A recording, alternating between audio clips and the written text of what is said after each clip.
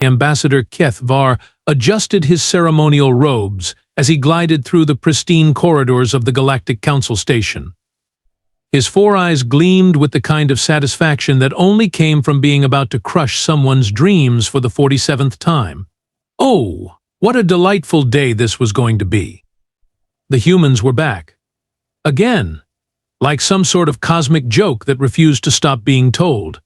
Ambassador, his aide, next toll, whispered through their neural link. The human delegation is already in conference room Omega-7. They've been waiting for, 3 hours now. Keth'var's mandibles clicked in amusement. Excellent. Let them wait. Perhaps they'll finally understand their place in the galactic hierarchy. He paused at a viewing port, gazing out at the swirling nebula beyond. 47 years, next toll. 47 years of these creatures pestering us for basic trade rights. You'd think they'd have learned by now. Indeed, Ambassador. Though I must say, their persistence is remarkable. Remarkable? Keth'var's voice dripped with disdain. It's pathetic, like watching a domesticated animal repeatedly walk into a force field, never quite grasping why it can't pass through. The council chamber doors hissed open, and Keth'var made his grand entrance. The circular room was a masterpiece of engineering, with representatives from 37 different species arranged in ascending tiers. At the center, looking absurdly small and insignificant, sat the human delegation. Captain Marcus Webb stood as Keth'var approached the central podium. The human was unremarkable. Average height by human standards, graying hair, wearing one of those primitive fabric uniforms they seemed so fond of. But there was something in his posture, something almost patient. Honored council members, Webb began, his voice carrying clearly through the chamber's acoustics. We come before you once again to request basic trading privileges within neutral space sectors. A wave of barely suppressed laughter rippled through the assembly. The Vorthan representative made a sound that could only be described as a snort. The crystalline delegates' bioluminescent patterns flickered in what their species considered humor. Keth'var raised his primary appendage, and silence fell. Captain Webb, he said, his voice carrying the kind of condescension usually reserved for particularly slow children. We have been through this many times before. The human species has demonstrated neither the technological advancement nor the cultural sophistication necessary for full galactic trade partnerships. Webb's smile never wavered. With respect, Ambassador, we have consistently met every technical requirement outlined in the Galactic Trade Accords. Our ships are faster than light capable, our communication systems are compatible with Council standards, and our economic projections show. Your ships, Keth'var interrupted, are crude, inefficient, and frankly embarrassing. Your fastest vessels barely achieve Class 3 FTL speeds. The Zolonian Empire achieved Class 7 capabilities 3 centuries ago. The mere thought of your primitive craft cluttering our trade routes is distressing. The human delegation shifted uncomfortably, all except Webb, who continued smiling that same, patient smile. Furthermore, Keth'var continued, warming to his subject, your species has shown a disturbing tendency toward unpredictability, violence, emotional outbursts. How can we trust beings who cannot even maintain basic diplomatic composure? Webb clasped his hands behind his back. Ambassador, we have maintained diplomatic relations for 47 years without a single incident of aggression or protocol violation. 47 years of rejected applications, the Nexarian delegate interjected, his tentacles writhing with amusement. Perhaps it's time to accept that some species are simply not ready for galactic civilization. The chamber erupted in various forms of alien laughter. The Vorthan's deep rumbling chuckles, the Nexarians' high-pitched trills, the Zolonians' clicking mandibles. Even the usually stoic Etherians seemed to shimmer with mirth. Keth'var basked in the moment. This was why he loved his job. The power to crush dreams, to maintain order, to keep the lesser species in their proper place. Captain Webb, he said, his voice dripping with mock sympathy, perhaps your species would be better served focusing on internal development. Maybe in another century or two, You'll be ready to join the adults at the table." The laughter grew louder. The crystalline delegates' patterns were now strobing with barely contained glee. And through it all, Marcus Webb just kept smiling. But Keth'var, for all his diplomatic experience, for all his centuries of reading alien expressions and micro-movements, missed something crucial. He missed the moment when Webb's smile changed. Oh, the expression remained the same, perfectly polite, perfectly diplomatic. But something shifted behind those human eyes. Something that had been carefully contained for 47 years. Something that had just been pushed one step too far. Webb straightened slightly, his hands still clasped behind his back. "Thank you, Ambassador," he said, his voice as calm and measured as ever. "I believe we understand each other perfectly now." The human delegation began to file out, their movements orderly and quiet. No dramatic protests. No emotional outbursts. No undignified displays of frustration. Just silence. As the chamber doors closed behind them, Keth'var felt a moment of something. Not quite unease, but a subtle wrongness, like a discordant note in an otherwise perfect symphony. He dismissed the feeling. After all, what could humans possibly do? They were just humans. The first sign that something was wrong came exactly 72 hours after the diplomatic rejection. The communication officer Yelthara was the first to notice. She sat in her biopod, surrounded by the gentle hum of quantum relays and subspace transmitters, when the human chatter just stopped. Not gradually, not with the usual farewell protocols that species used when logging off their networks. One moment the frequencies were alive with human voices, transmissions, data streams, and the next nothing. "Supervisor," she called out, her voice carrying a note of confusion. "The human communication grid has gone offline." Supervisor Klexnar drifted over, his gas form rippling with mild interest. "Equipment failure, most likely. Those primitive systems they use are bound to malfunction eventually." But Yelthara shook her head, her antennae twitching with uncertainty. "No, sir, this is different. It's not like their equipment failed. It's like they all just stopped talking, simultaneously, across the entire galaxy." The implications of this took several minutes to sink in. The humans were notorious for their constant communication. They chattered across space like excited younglings, filling the subspace frequencies with everything from scientific data to something they called memes. Their sudden silence was like a star going dark. Within hours, the news had spread throughout the Galactic Council. Ambassador Keth'var received the report while enjoying his morning nutrition cycle, and his mandibles clicked with satisfaction. "Excellent," he announced to his staff. "It seems our message was finally received. The humans have learned their place and withdrawn from adult conversations." But Admiral Vorthe K, Chief of Galactic Defense, was not so easily amused. His massive form hunched over tactical displays in the war room, 8 arms working multiple control interfaces simultaneously. "Something's not right here," he muttered, his voice a low growl that vibrated through the deck plates. "Sir?" His aide, Lieutenant Fexlar, approached cautiously. The Admiral had been in an increasingly foul mood since the human silence began. "Look at these movement patterns." Vorthe K pointed to the holographic display with one of his secondary arms. "Human vessels are withdrawing from all neutral zones. Not fleeing, not scrambling, withdrawing. In perfect coordination." Fexlar studied the display. Red dots representing human ships were indeed moving, but the pattern was unlike anything in the tactical databases.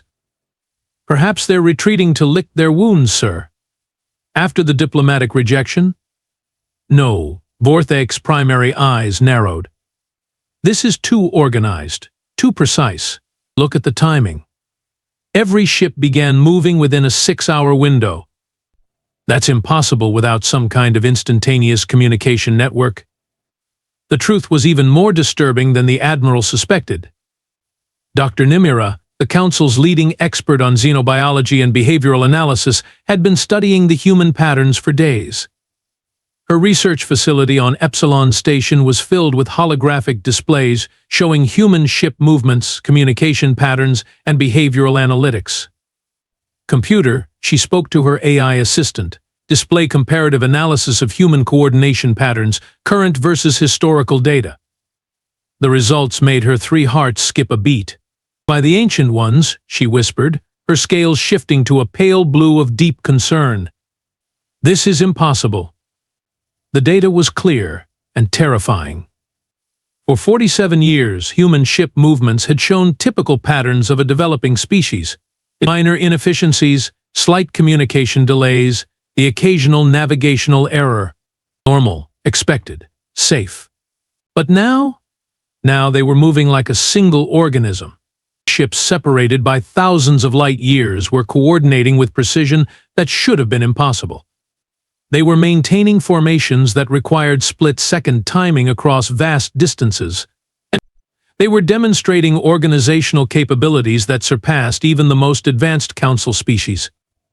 How are they doing this? She asked herself, her voice echoing in the empty lab. Their communication systems are primitive.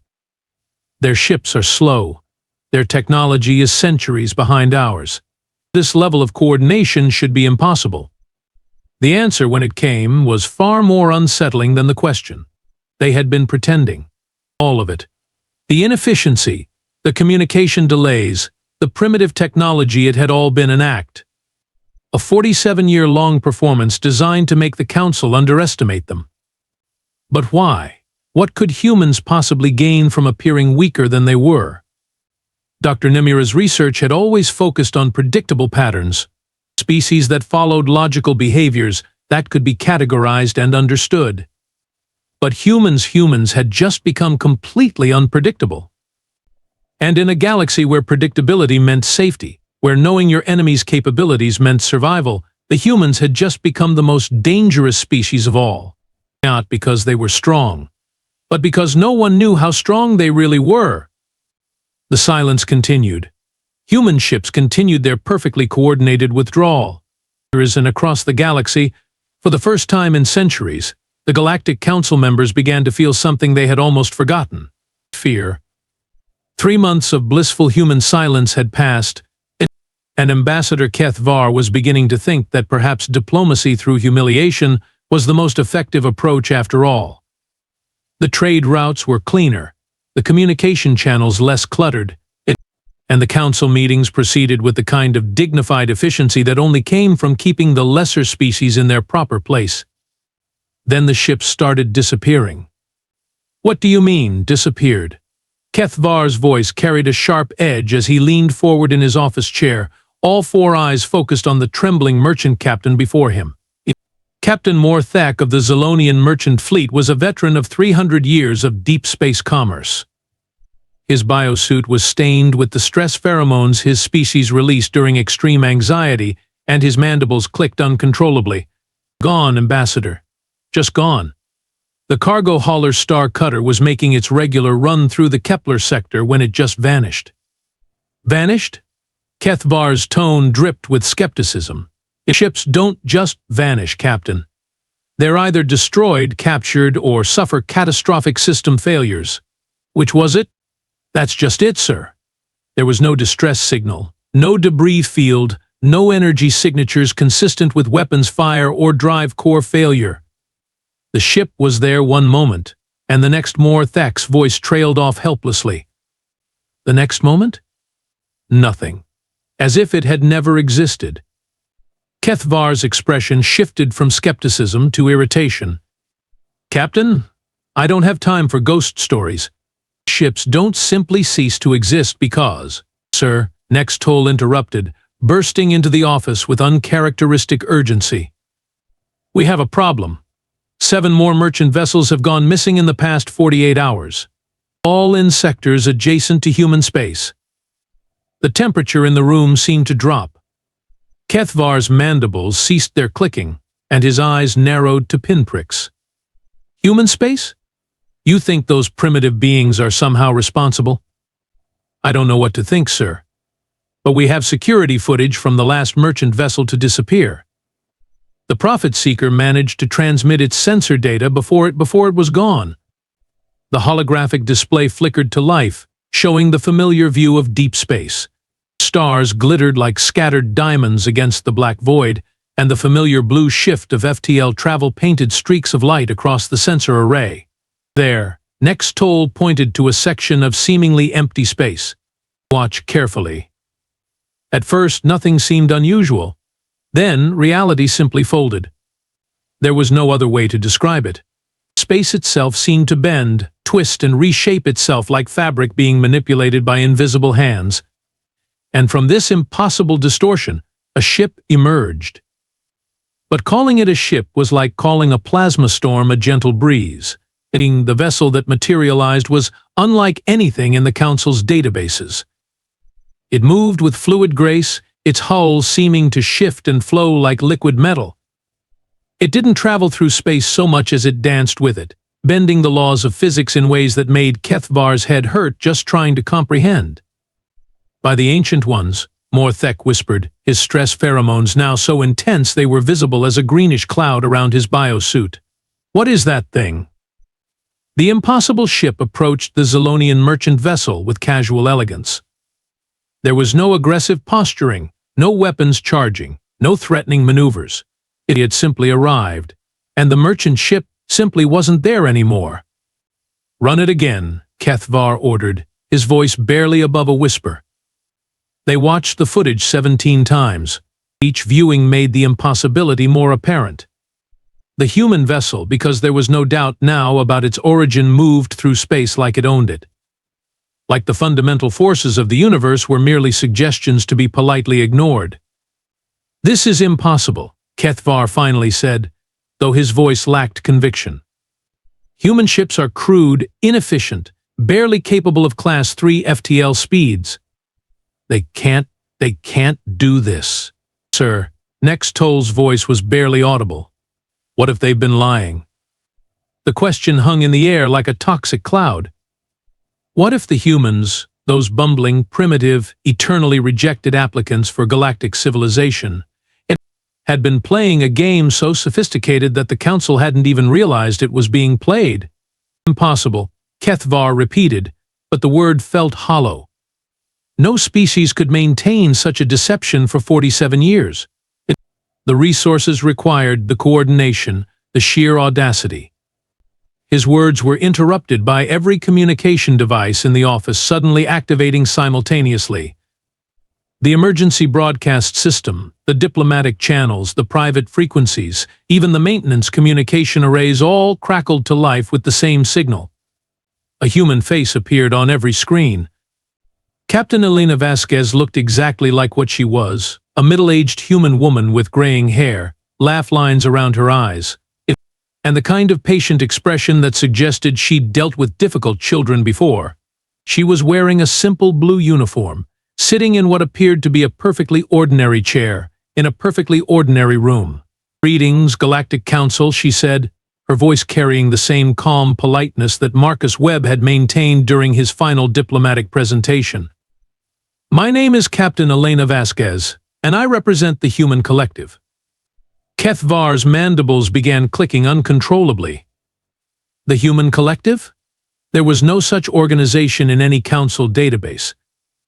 "I'm sure you're wondering about the recent adjustments to our diplomatic posture," Vasquez continued, that patient smile never wavering. "After 47 years of asking nicely for basic trade rights, we've decided to try a different approach." The camera pulled back slightly, revealing more of the room. It was still perfectly ordinary, except for the fact that it was clearly aboard a spacecraft, and through the viewport behind Vasquez, the familiar blue-white glow of a star could be seen. Not just any star. Colonia Prime's sun. "We've been watching you, learning from you, studying your technologies and your methods," Vasquez said, her tone conversational, almost friendly. "And we've realized that perhaps we've been approaching this relationship all wrong. You see, we've been trying to meet your standards, when we should have been helping you meet ours." Keth'var's office was filled with the sound of his own panicked breathing. The human ship was in the Zilonian home system. Impossible. The defensive grids, the patrol fleets, the early warning systems, nothing could have penetrated those defenses undetected. "Don't worry," Vasquez continued, as if she could hear his thoughts. We're not here to conquer or destroy. We're here to have a conversation, a proper conversation, between equals. The transmission shifted, and suddenly the view screen was filled with an image that made Keth'var's 3 hearts stop beating simultaneously. The human fleet. Thousands of ships, each one moving with that same impossible grace, each one defying physics in ways that hurt to look at. They surrounded Zolonia Prime like an elegant constellation of technological impossibility. "We'll be in touch," Vasquez said, her smile never changing. Soon, the transmission ended, leaving Keth'var staring at blank screens and wondering how badly the Galactic Council had underestimated the species they'd been treating like cosmic jokes for nearly half a century. The answer, he was beginning to realize, was catastrophically. The emergency session of the Galactic Council was scheduled for 0800 Standard Time. Representatives from 37 species had gathered in the Great Chamber, their various forms of communication creating a cacophony of clicks, whistles, trills, and electromagnetic pulses that roughly translated to the same thing: panic. Admiral Vorthak's massive form dominated the security briefing station, his 8 arms working furiously at tactical displays. "The human fleet has vanished again," he announced, his voice carrying the kind of frustrated rage that came from realizing you'd been played. "Our long-range sensors show no trace of them anywhere in Zolonian space." "Perhaps they retreated," suggested Councillor Thymalar, her crystalline form shifting through nervous color patterns. "Realized they bit off more than they could chew?" "Or perhaps," Dr. Namira interjected from her research station, "they're demonstrating capabilities we can't even detect." Her scaled face was pale with exhaustion. She'd been analyzing human technology for 72 hours straight, and the results were keeping her awake at night. Based on the sensor data from the merchant vessel incidents, human ships don't just travel through space-time. They manipulate it. Keth'var's mandibles clicked impatiently. Manipulate space-time? That's theoretical physics.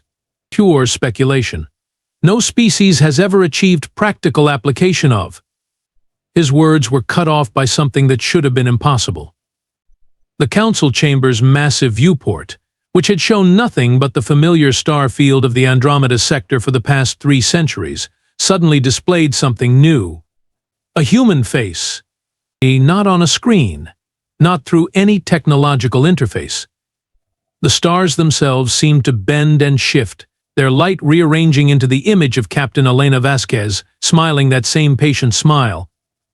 "Good morning, Galactic Council," her voice echoed through the chamber, though there were no speakers, no communication devices active. The sound seemed to come from everywhere and nowhere at once. "I hope you slept well." The chamber erupted in various forms of alien terror. The Nexarian's tentacles went rigid with shock. The Vorthan's defensive quills extended automatically. Even the normally composed Etherians flickered with agitation. "How?" Admiral Vorthak growled, his tactical systems failing to detect any energy signatures, any transmission sources, any explanation for what they were witnessing. "Oh, that's simple," Vasquez replied, as if she could hear him. "We're using the cosmic background radiation as a communication medium. Basic space-time manipulation, really. We're surprised you haven't figured it out yet." The star field shifted again, and suddenly the viewport showed not the familiar emptiness of space, but the human fleet. Thousands of ships, each one impossible, each one moving in ways that made the Council's most advanced physics texts look like children's picture books.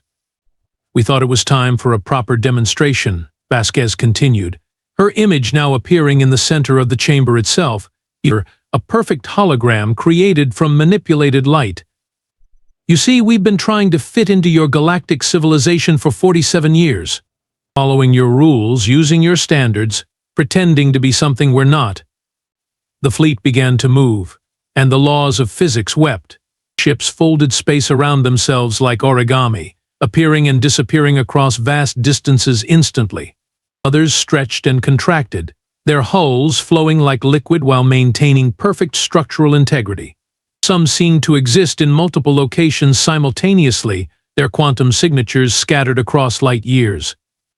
"We've been working with Class 3 FTL drives," Vasquez explained, her tone almost apologetic, because we thought that's what you wanted to see.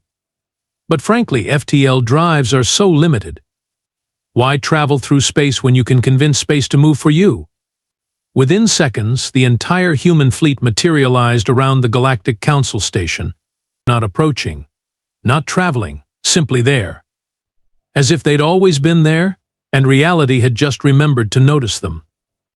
This is impossible, Dr. Nemira whispered, her instruments screaming with readings that violated every known law of physics. The energy requirements alone should tear apart the fabric of space-time itself.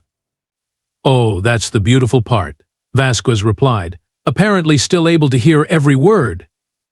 We're not using energy. We're using, well, you don't have words for it in any of your languages. The closest translation would be collaborative reality adjustment. We ask space-time nicely, and it usually agrees to help. The human ships began to demonstrate their capabilities in earnest. They passed through solid matter as if it were air. They existed in multiple dimensions simultaneously. They moved backwards through time, forwards through space, and sideways through possibilities that shouldn't exist. But this isn't about showing off, Vasquez continued, her smile becoming somehow even more patient. This is about cooperation. You see, we've been studying your technologies, your sciences, your mathematics, and we think we can help. The chamber fell silent, except for the sound of 37 species trying to process the impossible. We'd like to offer you a gift, Vasquez said, raising one hand. A peace offering, if you will. We're prepared to share our understanding of advanced physics with the Galactic Council. All of it. The mathematics of reality manipulation, the principles of cooperative space-time engineering. The philosophical foundations of asking the universe politely instead of demanding things from it. Admiral Vorth AK's voice was barely a whisper. You're offering to teach us? We're offering to teach you, Vasquez confirmed. Because that's what civilized species do. They help each other grow. They share knowledge. They build things together instead of hoarding power. The human fleet began to arrange itself in perfect geometric patterns around the station, creating formations that were somehow beautiful and terrifying at the same time. Art made from impossible technology. The only requirement, Vasquez added, her smile never wavering, is that you treat us as equals. No more condescension. No more dismissal. No more treating us like primitive children who need to earn their place at the adult table.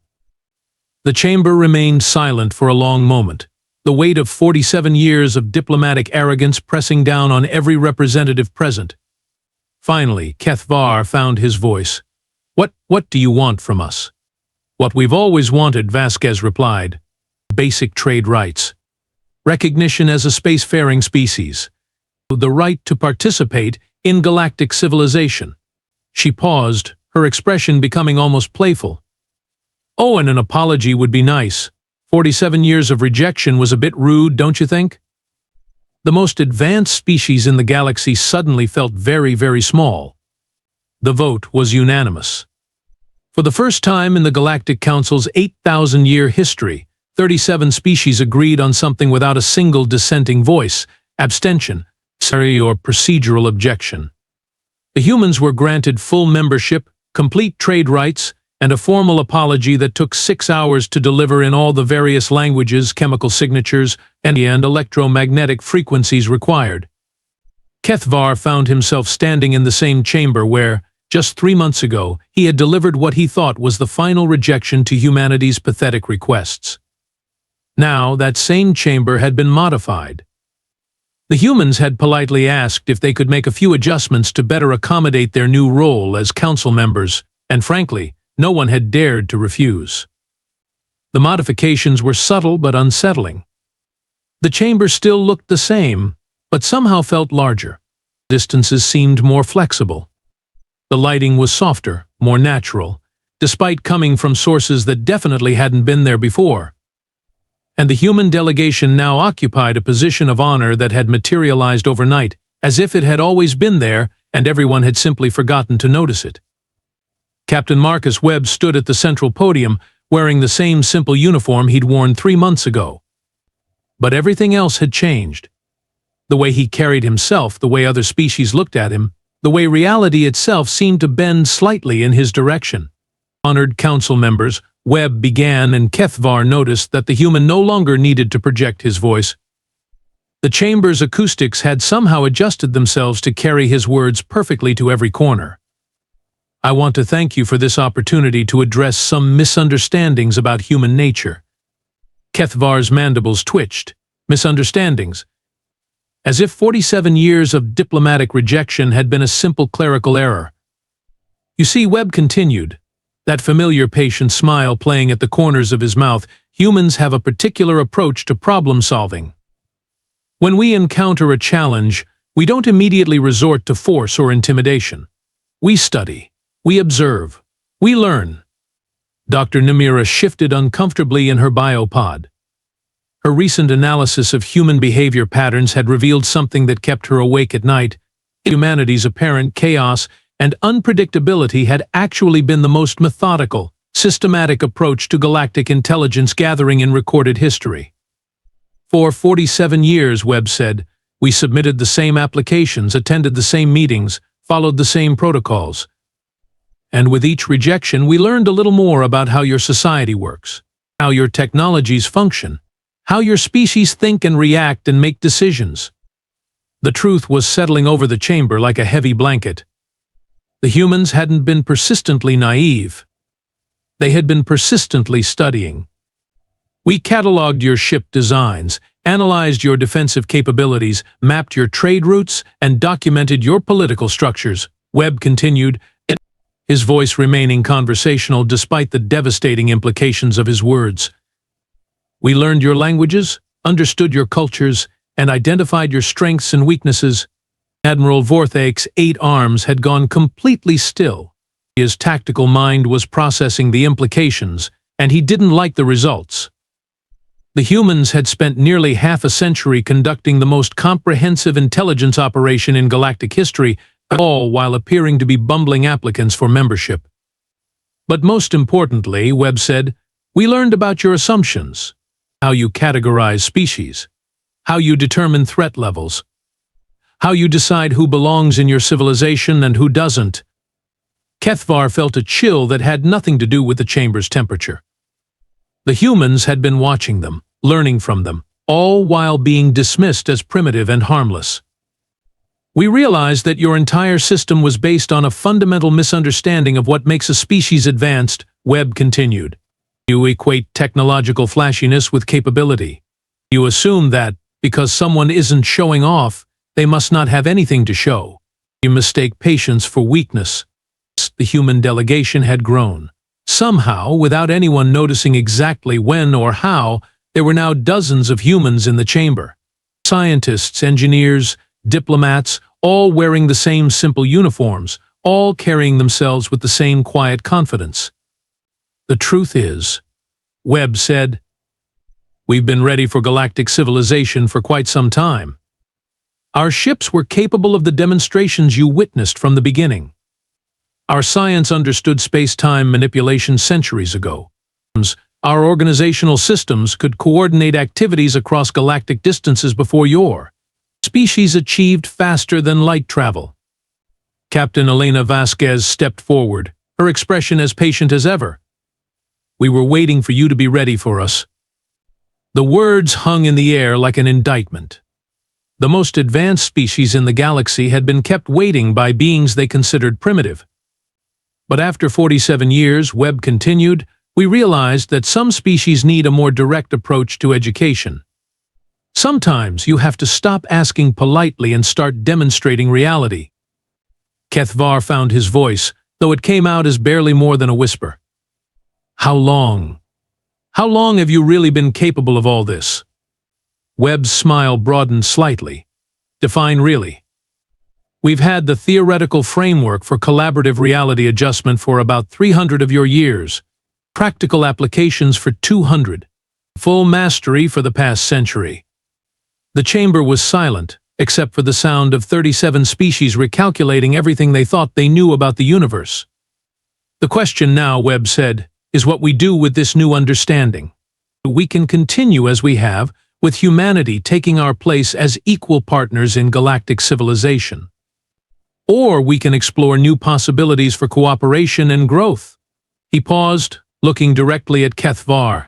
The choice, as always, is yours. Hours later, Keth'var stood alone in his office, staring out at the star field where human ships moved with casual grace between realities. His reflection in the transparisteel showed a being who had aged considerably in the past 3 months. The humans hadn't conquered the galaxy. They had done something far more unsettling. They had revealed that the galaxy had already been theirs, and everyone else had simply been too arrogant to notice.